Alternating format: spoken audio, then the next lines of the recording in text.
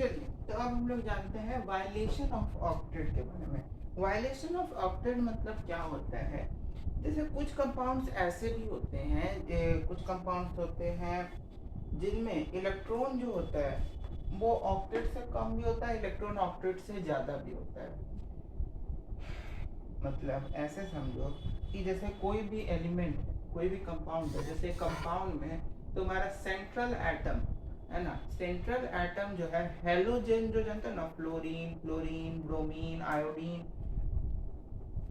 इन सब में तुम्हारा जैसे BeCl2 है, इसमें Be तुम्हारा सेंट्रल एटम है, BF के इसमें B तुम्हारा सेंट्रल है, PCl6 इसमें P सेंट्रल एटम है, IF7 में I सेंट्रल एटम है, उसी तरह से ClO2 में Cl सेंट्रल एटम। ऑक्सीजन और हाइड्रोजन कभी भी सेंट्रल एटम के तौर पे नहीं लिया जाता है। तो अगर कोई भी सेंट्रल एटम है ना, उसमें इलेक्ट्रॉन अगर ऑक्टेट से कम है तो उसको हम लोग इलेक्ट्रॉन डिफिशियंसी बोलते हैं। अगर ऑक्टेट से ज्यादा है तो उसको हम लोग क्या बोलते हैं, इलेक्ट्रॉन रिच बोलते हैं। कोई भी चीज अगर किसी के पास ज्यादा है, अमीर है, तो उसको तो रिच ही बोलेंगे। इलेक्ट्रॉन रिच हो गया जिसके पास ऑक्टेट से ज्यादा इलेक्ट्रॉन है। अभी जैसे इसको ऐसे समझो कि BeCl2 है, BeCl2 है। अब BeCl2 में देखो कितना इलेक्ट्रॉन है, Be में 4, क्लोरीन के आउटर मोस्ट ऑर्बिट में 7 दूनी 14, 14 4 कितना हो गया, क्लोरीन में कितना है 2, आउटर मोस्ट ऑर्बिट में कितना इलेक्ट्रॉन होता है क्लोरीन का 2, और क्लोरीन कितना है 2, और बेरिलियम के कितना है 1। बेरिलियम के आउटर मोस्ट ऑर्बिट में कितना इलेक्ट्रॉन होता है 4, 4 इलेक्ट्रॉन होगा इसमें। इसमें कितना होगा बोरोन के, बताओ। फ्लोरीन का कितना होता है आउटर मोस्ट में, फ्लोरीन का इलेक्ट्रॉन 2 और 7, तो 7 इसके पास है और 5 इसके पास है, 7 और 5 इसके पास है। एक मिनट, जैसे BeCl2 है ना, तो इसमें टोटल इलेक्ट्रॉन अगर हम लोग देखें तो बेरिलियम में तुम्हारा हो जाएगा 1 2, और क्लोरीन है 2 3 4, ठीक है। इसके पास 4 इलेक्ट्रॉन, इसके पास कितना है 6 इलेक्ट्रॉन है। PCl6 के बारे में अब देखते हैं। PCl6 में अगर देखो तो फास्फोरस कितना है, फास्फोरस में इलेक्ट्रॉन कितना है, तो फास्फोरस का अगर तुम देखो तो 2, टोटल तुम्हारे इसके पास कितना हो जाएगा 10 इलेक्ट्रॉन, जिसमें टोटल 10 इलेक्ट्रॉन है। उसी तरह से IF7 में अगर देखोगे तो उसके पास 14 इलेक्ट्रॉन है। तो इसमें ये देखो एक के पास 4 6, तो इनके पास इलेक्ट्रॉन कम है, तो ये तुम्हारा इलेक्ट्रॉन डिफिशिएंट कंपाउंड हुआ, यानी जिनमें इलेक्ट्रॉन कम है। और इसमें देखोगे तो इलेक्ट्रॉन ज्यादा है 10 14 ऐसे, तो ये इलेक्ट्रॉन रिच हुआ, इलेक्ट्रॉन रिच हुआ। कुछ कंपाउंड ऐसे भी होते हैं जिनमें इलेक्ट्रॉन जो होगा वो ऑड होगा, तो उनको हम लोग ऑड मॉलिक्यूल बोलते हैं। जैसे क्लोरीन है, क्लोरीन के आउटर मोस्ट ऑर्बिट में कितना इलेक्ट्रॉन होता है 7, आउटर मोस्ट ऑर्बिट में कितना इलेक्ट्रॉन होता है क्लोरीन के आउटर मोस्ट में 7 इलेक्ट्रॉन होता है 7, और ऑक्सीजन कितना है, ऑक्सीजन का 6, तो 6 दूनी 12, 12, ऑक्सीजन का 12 और 7 कितना हो गया 19 इलेक्ट्रॉन है इसके पास। NO2 का अगर ध्यान से देखो तो नाइट्रोजन के आउटर मोस्ट ऑर्बिट में 5, ऑक्सीजन का 6 दूनी 12, 12 5, 12 5 कितना हो जाएगा 17 इलेक्ट्रॉन है इसके पास। इसके पास अगर देखो तो नाइट्रोजन कितना 5 और ऑक्सीजन का 6, 11 इलेक्ट्रॉन है। यानी देखो इनका जो इलेक्ट्रॉन का संख्या आ रहा है वो ऑड नंबर आ रहा है 19 17 11 ऑड, तो इसलिए इसको ऑड मॉलिक्यूल बोलते हैं, ठीक है। उसके बाद इधर कुछ कंपाउंड्स है, उनका स्ट्रक्चर थोड़ा जानना है। जैसे N2O है, तो N2O में नाइट्रोजन 2 है, 2 नाइट्रोजन के बॉन्ड में बीच में ट्रिपल बॉन्ड आता है। ट्रिपल बॉन्ड अगर आ गया तो इसमें कितना इलेक्ट्रॉन है 6 इलेक्ट्रॉन इसके पास हो गया। नाइट्रोजन मैक्सिमम कितना इलेक्ट्रॉन देता है 5, तो इसमें तो ये अपना 3 इधर खर्च कर दिया और ये भी 3 अपना इधर दिया। इसके पास 2 इलेक्ट्रॉन बचा हुआ है, इसके पास 2 इलेक्ट्रॉन था, इसके पास भी 2 इलेक्ट्रॉन बचा हुआ था, तो ये तो अपना 2 इलेक्ट्रॉन क्या किया, इस ऑक्सीजन को कोऑर्डिनेट कर दिया, तो ये N2O का स्ट्रक्चर हो गया। NO2 का अगर देखें NO2 का, तो नाइट्रोजन पे तुम्हारा कितना है, देखो 1 2 3 1 2 3 4 और ये 5। अब ये दोनों इलेक्ट्रॉन जो है इस बॉन्ड के कंजम्पशन में गया, ये इलेक्ट्रॉन एक जो था वो इसको दे दिया। क्यों इसको दे दिया, सॉरी 2 इलेक्ट्रॉन देगा ना, 2 इलेक्ट्रॉन इसको दे दिया ताकि ये ऑक्सीजन भी अपने ऑक्टेट को पूरा कर ले। 1 2 3 4 5 6 7 8 ऑक्टेट पूरा हुआ, इसका भी ऑक्टेट पूरा हो गया। 1 2 3 4 5 6 7 8 9 10, ये तो 10 को पूरा कर लिया। और नाइट्रोजन के पास कितना इलेक्ट्रॉन बचा, मात्र 1। उसी तरह से N2O5, N2O4, N2O3 इन सब का भी बताते हैं। ऐसे N2O अगर 3 का देखना है तो उसमें ऑक्सीजन देखो कितना है, 3 ऑक्सीजन बना दिया। नाइट्रोजन कितना है, 2, तो नाइट्रोजन को बीच में डालो। नाइट्रोजन कहाँ डालेंगे, बीच में। इसमें चेक करना होता है। अब नाइट्रोजन ले ली, अब कुछ ऐसा करना होगा कि ऑक्सीजन भी मेरा ऑक्टेट हो जाए। पहले वैलेंस इलेक्ट्रॉन लिख लेते हैं। इसमें कितना है, 5 1 2 3 4 5 1 2 3 4 5 6 1 2 3 4 5 6 1 2 3 4 5 1 2 3 4 5 6। अब सबसे पहले हम लोग को देखना है कि ये क्या तुम्हारा डबल बॉन्ड बना सकता है। तो इसको देख रहे हैं 5, इसके पास कितना इलेक्ट्रॉन है, 5, तो ये अपना डबल बॉन्ड बना सकता है। तो इसको डबल बॉन्ड बनाने दो, इसको भी डबल बॉन्ड बना लिया। अब डबल बॉन्ड बनाने से फायदा क्या हुआ, ये अपना 2 इलेक्ट्रॉन को हटा दिया, ये भी अपना 2 इलेक्ट्रॉन को हटा दिया, ये अपना 2 इलेक्ट्रॉन को कोऑर्डिनेट कर दिया, 2 इलेक्ट्रॉन कोऑर्डिनेट हो गया। तो इसमें भी तुम्हारा 2 इलेक्ट्रॉन गया, इसमें भी इसका 2 इलेक्ट्रॉन चला गया। अब देखो ये भी तुम्हारा फुलफिल हो गया। 1 2 3 4 5 6 7 5 है ना, 6 7 8 9 10, हाँ ये 8 हो गया। इसका भी 8 है, 1 2 3 4 5 6 1 2 3 4 5 6 7 8 इलेक्ट्रॉन इसके पास भी हो गया। तो ये तो पूरा हो गया। सेम तरीके से ये भी पूरा हो जाएगा। अब इसके बीच में बस सिंगल बॉन्ड लगाएंगे। सिंगल बॉन्ड लगाने से ये अपना एक हटाया, ये अपना हटाया, ये अपना हटाया, ये अपना हटा दिया। अब देखो 1 2 3 4 5 6 7 8 1 2 3 4 5 6 7 8 नाइट्रोजन पूरा कर लिया। 1 2 3 4 5 6 7 8 नाइट्रोजन पूरा कर लिया। इस तरह से N2O3 का सेम उसी तरह से N2O4 और N2O5 का बना के लिखिएगा आप लोग अपने मन से। इसमें बता देते हैं हिंट में कि N2O4 और N2O5 इन दोनों में तुम्हारा कोऑर्डिनेट बॉन्ड का भी यूज होगा, तो बना के देखिएगा उसको, ठीक है। इसके बाद एक टर्म हम लोग को जानना है, सक्डेन सिंगलेट लिंकेज। क्या, सक्डेन सिंगलेट लिंकेज।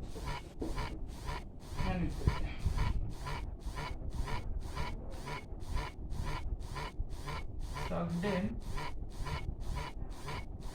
सिंगलेट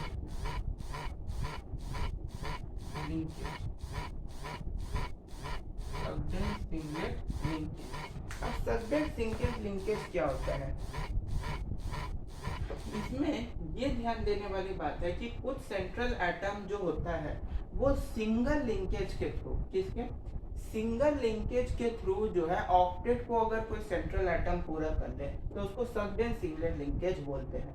यानी सक्डेन सिंगलेट लिंकेज सिंपल ऐसे समझो कि सेंट्रल एटम है वो ऑक्टेट को एक ही सिंगल बॉन्ड से क्या किया, एक ही सिंगल लिंकेज से क्या किया, पूरा कर लिया। जैसा कि अभी बताए थे, इसका जो बताया N2O3 का जो भी बताया वो सक्डेन सिंगलेट लिंकेज में आएगा, क्योंकि वो सिंगल बॉन्ड एक ही बॉन्ड से पूरी तरह से क्या कर लिया, क्या किया, ऑक्टेट को पूरा कर लिया। PCl5, IF7, SF6 इन सब का स्ट्रक्चर बना। तो फास्फोरस मैक्सिमम कितना वैलेंसी, 5 क्लोरीन दे देंगे PCl5 पे, 1 2 3 4 5 Cl Cl Cl Cl। Iodine है, आयोडीन F कितना, 7, मैक्सिमम आयोडीन जो है 7 वैलेंस इलेक्ट्रॉन को शेयर कर सकता है। तो 1 2 3 4 5 6 7, तो F F F F F F। SF का देखो तो 1 2 3 4 5 1 2 3 4 5 6 F हो गया। चल पता है, तो ये PCl5 का, ये IF7 का, और वो SF6 का। इसके बाद अभी हम लोग पिछले वीडियो में एक टर्म डिस्कशन किए थे, फॉर्मल चार्ज, कि जिसका फॉर्मल चार्ज जितना ज्यादा होगा उतना स्टेबिलिटी कम होता जाएगा। फॉर्मल चार्ज का सिंपल ये मतलब देखो कि मॉलिक्यूल चार्ज किस पे आता है, आयन पे, तो आयन पे और मॉलिक्यूल पे कितना चेंज हुआ, मतलब कितना अमाउंट में चार्ज अपीयर हुआ, चार्ज में कितना कमी हुआ, वो चीज को हम लोग को थोड़ा फॉर्मल चार्ज होता है। फॉर्मल चार्ज का एक फॉर्मूला होता है और कि total number of valence electron, total number of valence electron में से number of loan pair electron को माइनस कर देना है, minus number of lone pair, minus number of lone pair, और उसमें से half number of bonded pair, number of bonded pair, bonded pair. अब इसमें ध्यान से समझो, लोन पेयर क्या होता है, जैसे कोई भी, अभी जैसे यहाँ देखो इस स्ट्रक्चर में देखो, अगर इसमें इसका बात करते हैं, नाइट्रोजन 1 2 2 3 4 5 6, नाइट्रोजन के पास तो बचा नहीं इसके। अब देखो इसके पास कितना इलेक्ट्रॉन बचा हुआ है, 2, इसके पास कितना इलेक्ट्रॉन बचा है, 2। तो ये कोई भी एलिमेंट में अगर इलेक्ट्रॉन जो रिमेनिंग है वो अगर पेयर में, जैसे मान लो अगर इसके पास 4 रहता है, 4 इलेक्ट्रॉन, तो 2 का पेयर बनाते हैं, 2 का पेयर, और यही दोनों को बोलते हैं कि इसके पास 2 लोन पेयर है, इलेक्ट्रॉन में 2 लोन पेयर है, एक लोन पेयर ये, एक लोन पेयर ये। इसी तरह से इस ऑक्सीजन में 3 लोन पेयर है, देखो 1 2 और 3 लोन पेयर है। समझ में बात है लोन पेयर क्या होता है। और बॉन्डेड पेयर, जितना इलेक्ट्रॉन बॉन्ड में खर्च हुआ, 1 2 3 4 5 6, यानी कि इसमें 3 बॉन्ड पेयर है, एक 3 बॉन्ड पेयर होगा ना, एक बॉन्ड में 2 इलेक्ट्रॉन खर्च हुआ, तो 3 में 3 दुआएं 6 इलेक्ट्रॉन जो है 3 बॉन्ड में खर्च हुआ, तो इसमें 3 बॉन्ड पेयर, इसमें तुम्हारा 2 लोन पेयर समझ गया, बॉन्ड पेयर समझ गया। टोटल वैलेंस इलेक्ट्रॉन तो जान ही रहे हो, आउटर मोस्ट ऑर्बिट में जितना वैलेंस इलेक्ट्रॉन होगा, बस ये चीज थोड़ा समझना था इसमें। उसके बाद अब ये फॉर्मूला इंपॉर्टेंट था। उसके बाद importance of formal charge, formal charge का क्या इंपॉर्टेंस होता है उसको भी समझते हैं। अगर कोई भी एटम है उस पे स्मॉलेस्ट चार्ज जो है, फॉर्मल चार्ज सबसे स्मॉलेस्ट होना चाहिए, यानी अप्रोक्सीमेटली 0। किसी भी कंपाउंड पे चार्ज का सम अगर 0 के बराबर है तो वो आयन होता है। तो निगेटिव चार्ज जो होगा वो जो है इलेक्ट्रोनेगेटिव एलिमेंट के लिए सिमिलर चार्ज नहीं होना चाहिए, एटम पे सिमिलर चार्ज नहीं होना चाहिए, एडजेसेंट एटम्स पे। मॉलिक्यूल पे जो सम ऑफ चार्ज है वो 0 होना चाहिए, तभी आयन कंसिडर किया जाता है। और वो जो और आयन पे जितना सम होगा, जैसे अगर हम लोग किसका बात करें, H2SO4, इस H2 पे कितना प्लस, SO4 पे कितना माइनस। अब इनका सम करो, +1 और -1, इनका सम करेंगे तो प्लस माइनस माइनस, +1 -1 कट जाएगा, कितना आ गया 0। इस पर चार्ज कितना है मेरा 0, और H2SO4 मेरा एसिड होता है, सल्फ्यूरिक एसिड, तो ये तुम्हारा क्या हो गया कंपाउंड। तो कंपाउंड पे टोटल चार्ज का सम मेरा कितना आना चाहिए 0 कंपाउंड पे, और आयन पे टोटल चार्ज का सम जो है उस आयन पे अप्रोक्सीमेटली कितना चार्ज है उसके बराबर आना चाहिए। जैसे NO3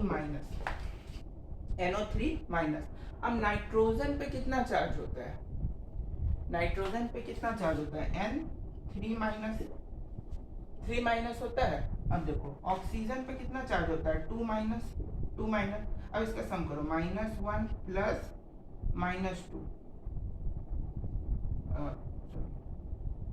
हाँ ठीक है, ऑक्सीजन पे 2 अब 2 और -1 अप्रोक्सीमेटली चार्ज कितना आएगा, -1 ही आएगा, और इस पे चार्ज है कितना ओरिजिनल आयन पे -1, बस वही चीज। यानी कि sum of charge on ion, ion पे जो चार्ज का सम होगा वो उसके ओरिजिनल जो आयन है उसके चार्ज के बराबर हो चाहिए। उस आयन में जो जो एलिमेंट है उनके चार्ज का सम उस आयन के चार्ज के बराबर होना चाहिए। जैसे -2 और -1 कितना हो जाएगा चार्ज -1, समझ में बात आ गई, बस यही चीज है। अब जैसे N2O और NO3 माइनस का भी बताया। अब इसको फिगर के थ्रू समझो, फिगर के थ्रू फॉर्मल चार्ज कैसे कैलकुलेट करेंगे वो बताते हैं। जैसे NO3 माइनस है और N2O लेते हैं, N2O और NO3 माइनस, ये दोनों लेते हैं। N2O का अगर हम लोग लिखें तो इस पे फॉर्मल चार्ज, पहले इसका कॉन्फ़िगरेशन बनाते हैं। तो नाइट्रोजन कितना, दो, यहाँ बना भी हुआ है वैसे N2O का, यहीं तो बना हुआ है, तो कहीं बनेगा, ये बना हुआ है N2O का। देखो नाइट्रोजन में कितना है, 1 2 3 यहाँ पे है नाइट्रोजन और ऑक्सीजन पे सप्लाई। देखो अब इस पे कितने, 1 2 3 4 5 6। फॉर्मल चार्ज और नाइट्रोजन अगर निकालें Fc, तो नाइट्रोजन का वैलेंस इलेक्ट्रॉन गिनेंगे कितना, 5। लोन पेयर कितना है, 2 बचा हुआ है, 5 - 2 इंटू हाफ ऑफ कितना, बॉन्डेड पेयर। बॉन्ड पेयर कितना है, 1 2 3। बॉन्ड पेयर कितना है, यानी इलेक्ट्रॉन बॉन्ड पेयर में कितना इलेक्ट्रॉन खर्च हुआ है, 6 हुआ है, तो इंटू 6, तो इसको काट दिए 3 है? हाँ। अब इसको अगर 5 माइनस 3 5, इसको कर दिए, कितना है, 0। तो कंपाउंड पे चार्ज का सम कितना आता है, 0। आगे उसी तरह से NO3 माइनस का अगर हम लोग स्ट्रक्चर बनाए तो ऑक्सीजन, NO3 माइनस पे ऑक्सीजन पे कितना चार्ज है, 3, 1 2 3, N हो गया। अब यहाँ पे डबल बॉन्ड, ये सिंगल बॉन्ड, ये लिंकेज बना दिया। ये तुम्हारा क्या बना है, लिंकेज 1 2 3 4 5 6, और एक तो इलेक्ट्रॉन आइए रहेगा, साथ हो ये जाएगा, और यहाँ पे 8, 1 2 3 4 4 5 6, अपना 2 इलेक्ट्रॉन पे जो खर्च किए, 1 2 3 4 5 6। अब इसमें ध्यान से देखो, अब इसमें तुम अगर देखोगे तो loan pair electron, formal charge अब देखना है, तो formal charge on total charge, पहले ऑक्सीजन का देखेंगे, पहले किसका देखेंगे, ऑक्सीजन का। तो ऑक्सीजन का अगर तुम देखो, वो लोन पेयर कितना है ऑक्सीजन पे, 2। ऑक्सीजन पे लोन पेयर कितना है, 2। इसको O1 मान लो, इसको O2 मान लो, O2, और इसको O3 मान लो। तो ऑक्सीजन पे loan pair electron 4, formal charge on oxygen O1 तो 4, ठीक है। O2 पे अगर देखें तो 1 2 3 4 5 6, देखो इस पे तुम्हारा माइनस कैसे आएगा, ध्यान से देखो, फिर से हम बता देते हैं। ये जैसे तुम्हारा दूसरा ऑक्सीजन मानो, इसको तीसरा ऑक्सीजन मानो, इसको पहला ऑक्सीजन मानो, ठीक है। अब पहला ऑक्सीजन का तुमको फॉर्मल चार्ज निकालना है, तो formal charge of Fc of oxygen 1 O1 का निकालो। तो लोन पेयर कितना है, 2 2, पहले वैलेंस इलेक्ट्रॉन ना, तो वैलेंस इलेक्ट्रॉन तुम्हारे इसमें कितना होता है, 6 - 2 lone pair, minus half of कितना, बॉन्ड पेयर। बॉन्ड पेयर कितना, 1 2 3 4, तो 2 से कट गया 2, 6, 2 + 2 4, 6 में से 4 गया 2। O1 पे कितना, 2। सेम उसी तरह से ये हो गया तुम्हारा। अच्छा,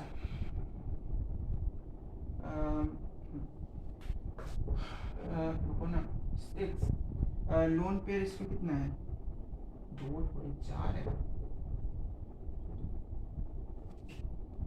4। इस पे देखो O2 पे अगर देखोगे तो ये 4 हो गया, और बॉन्डेड पेयर कितना हुआ, तुम्हारा बॉन्डेड पेयर 1 2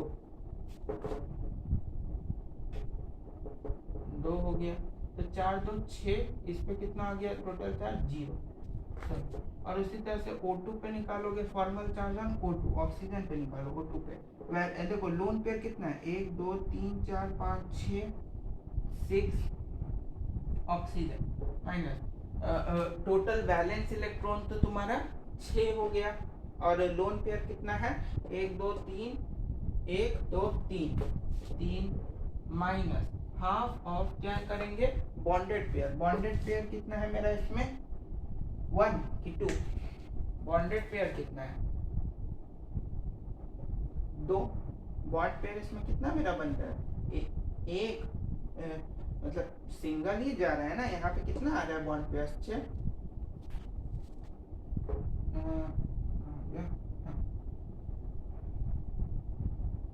ये कितना हो जाएगा,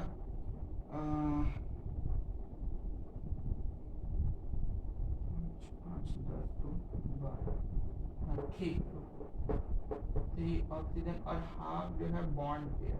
अब इसमें बॉन्ड पेयर देखो, एक यहाँ पे कितना, 1 2 3 4 और 5, तो एक दो लोन पेयर दिया, तो ये इसमें बॉन्ड पेयर हो जाएगा, इसमें कितना,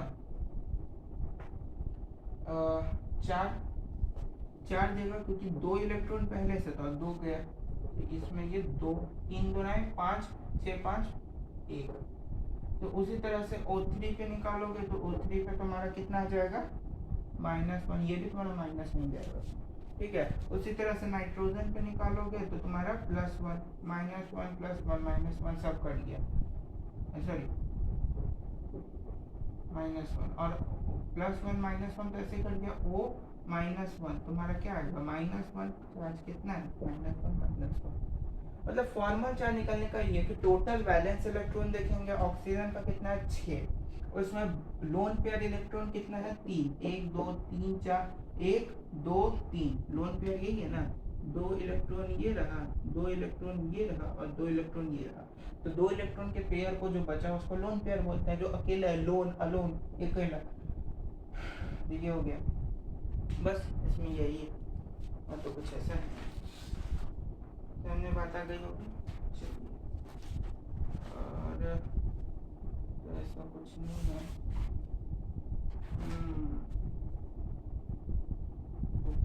देखना पड़ता है,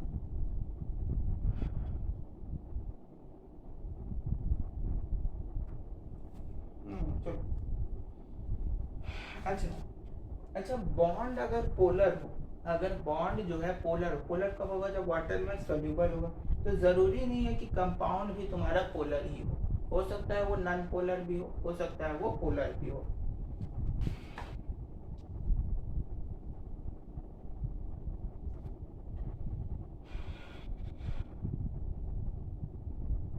हम बता दें कोवैलेंट बॉन्ड हम लोग पढ़े थे, 2 तरह का होता है, कौन कोवैलेंट, 2 तरह का कौन कोवैलेंट बॉन्ड होता है, एक पोलर दूसरा नॉन पोलर, एक क्या हो जाएगा पोलर दूसरा क्या हो जाएगा नॉन पोलर, एक पोलर तो दूसरा नॉन पोलर,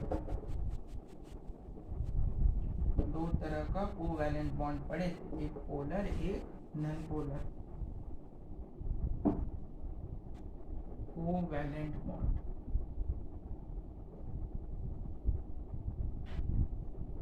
दो तरह का पढ़े थे, एक पोलर एक नॉन पोलर, पोलर और नॉन पोलर।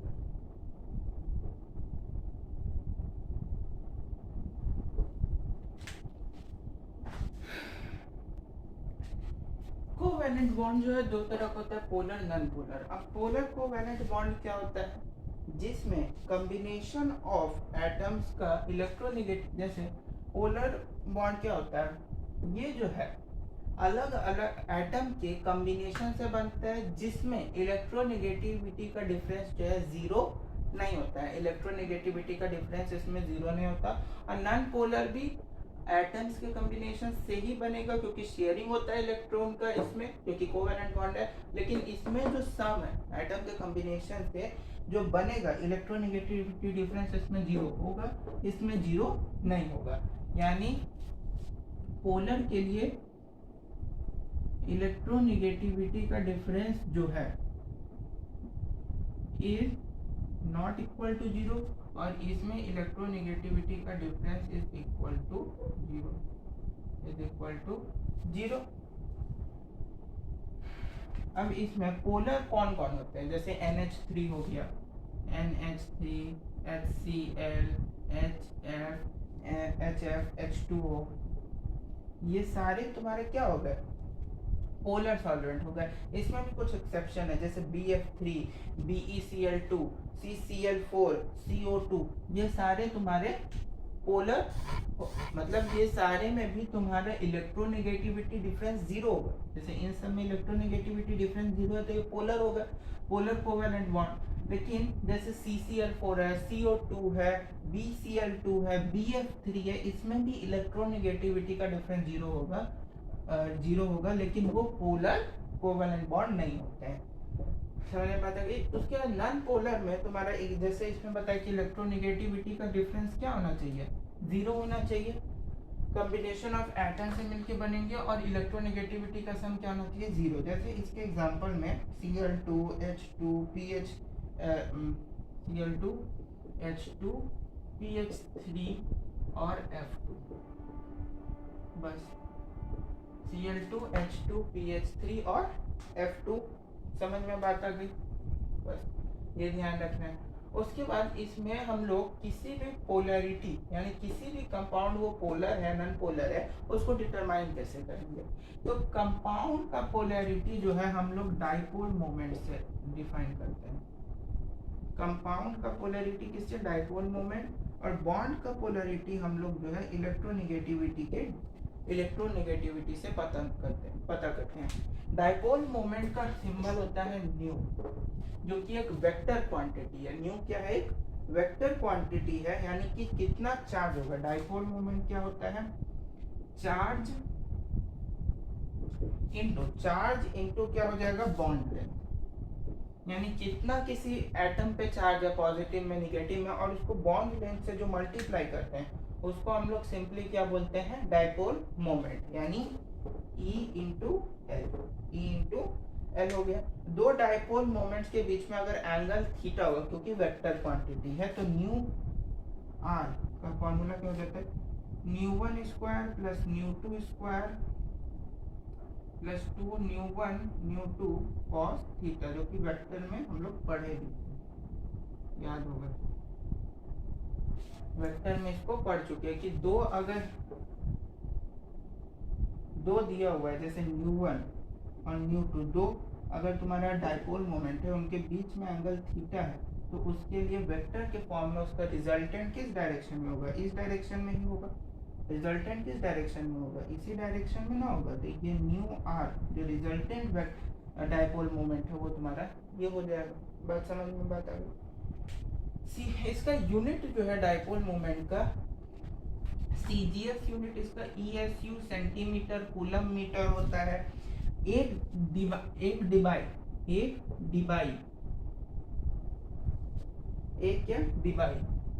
डिबाई यानी 1D जो है वो कितने के बराबर होता है, 10 to the power -18 ESU centimetre के बराबर होता है।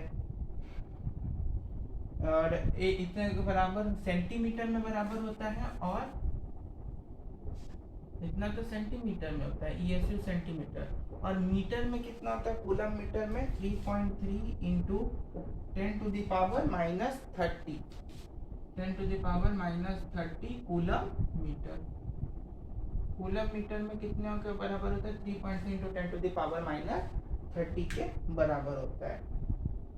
उसके बाद 4.8 into 10 to the power -10 ESU तुम्हारा 1.602 into 10 to the power -19 coulomb के बराबर होता है। लोन पेयर इलेक्ट्रॉन अगर सेंट्रल एटम पे हो, सेंट्रल एटम पे अगर लोन पेयर इलेक्ट्रॉन हो तो उसका शेप कैसा होगा, लीनियर। लोन पेयर इलेक्ट्रॉन अगर हो तो लीनियर शेप होगा। सेंट्रल एटम पे अगर लोन पेयर इलेक्ट्रॉन हो तो उसका शेप कैसा होगा, पिरामिड शेप का होगा। अगर लोन पेयर इलेक्ट्रॉन ना हो तो कैसा होगा, ट्रायंगुलर शेप का होगा। अब एप्लीकेशन ऑफ डाइपोल मोमेंट यानी न्यू का क्या क्या एप्लीकेशन है उसको यहाँ पे समझाते हैं।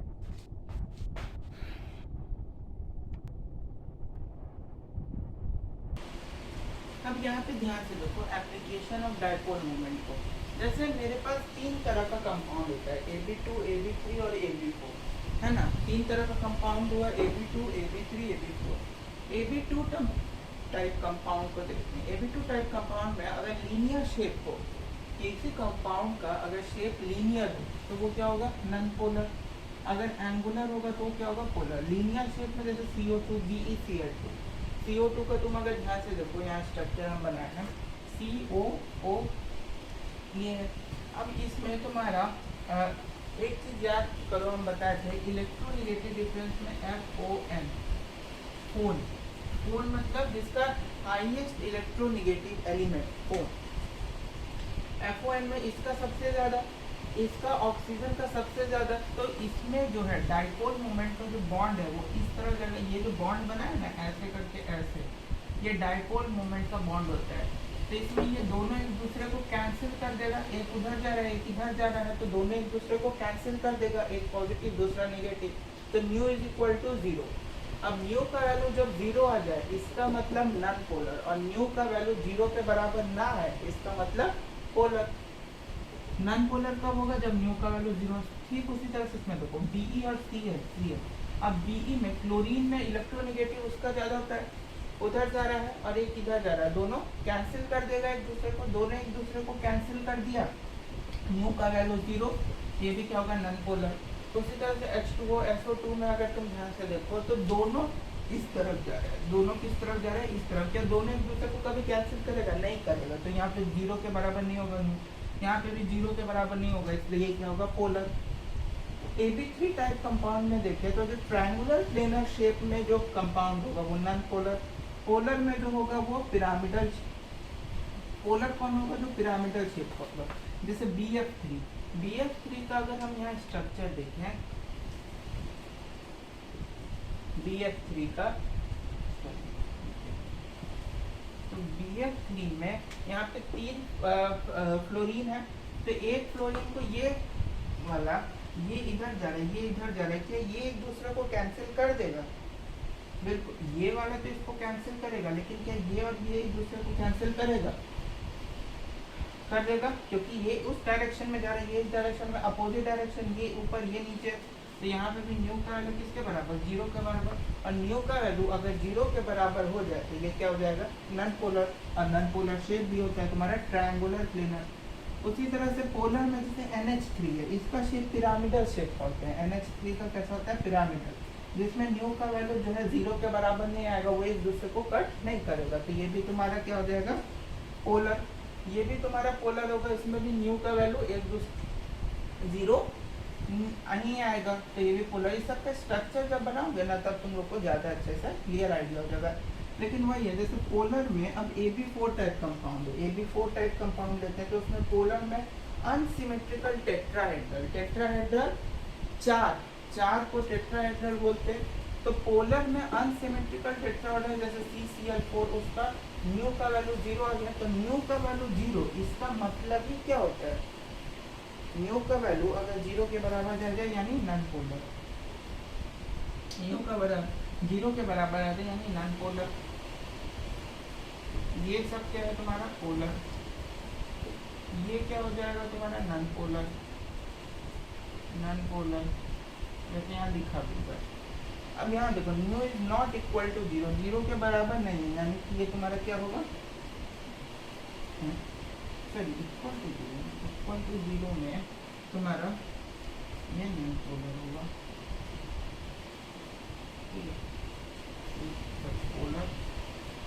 पोलर होगा और ये non polar. Equal not equal to 0 यानी नॉन पोलर।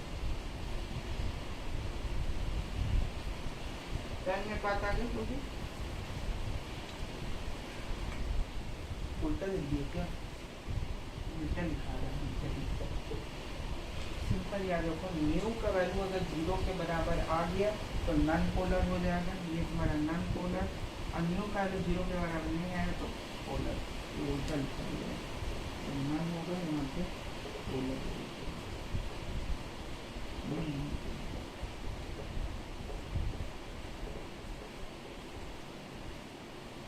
अब ऑर्डर क्या होता है डाइपोल मोमेंट का, उसको ऐसे समझो। ऑर्डर यहाँ लिख दे, NH3 का सबसे ज्यादा, उससे कम NF3, उससे कम BF। ये तुम्हारा ऑर्डर हो गया डाइपोल मोमेंट का। में बात है, बाकी ऑर्डर ऑफ डाइपोल मोमेंट यहाँ पे भी लिखा हुआ है, देख सकते हो। ये देखो लिखा हुआ है ऑर्डर ऑफ डाइपोल मोमेंट, बस ये भी एक है। Thank you. अब अगले वीडियो में मिलते हैं।